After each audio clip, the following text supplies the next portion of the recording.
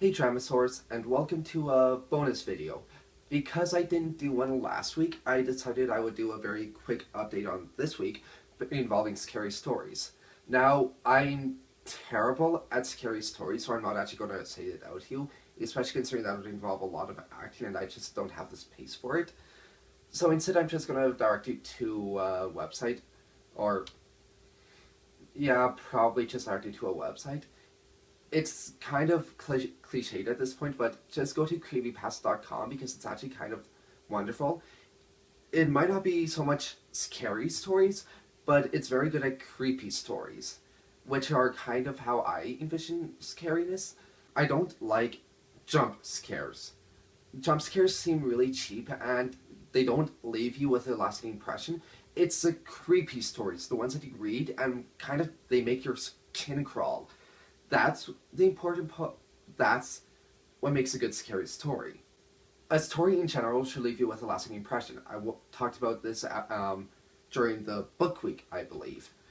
It's true with scary stories, or especially true with scary stories, because if you don't get that skin crawliness or creepy feeling or just something that leaves a lasting impression, then the point of a scary story doesn't really happen.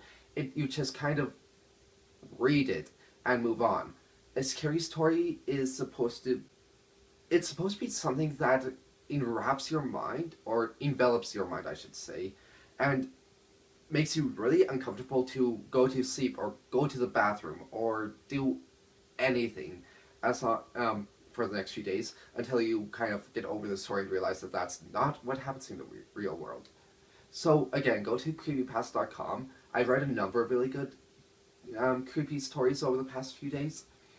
Especially one, I can't remember the name of it now, but it's a really long one about a stalker who literally stalked this little boy from age 6 through 16, I believe, and just wouldn't leave him alone throughout his entire life to the point where he captured his best friend, dyed the friend's hair, put on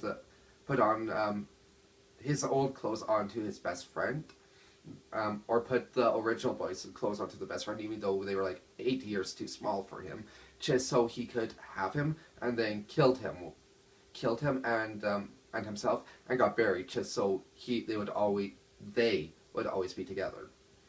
So yeah, that's a really dark way to end the video, but yeah, creepy, exactly what I was talking about.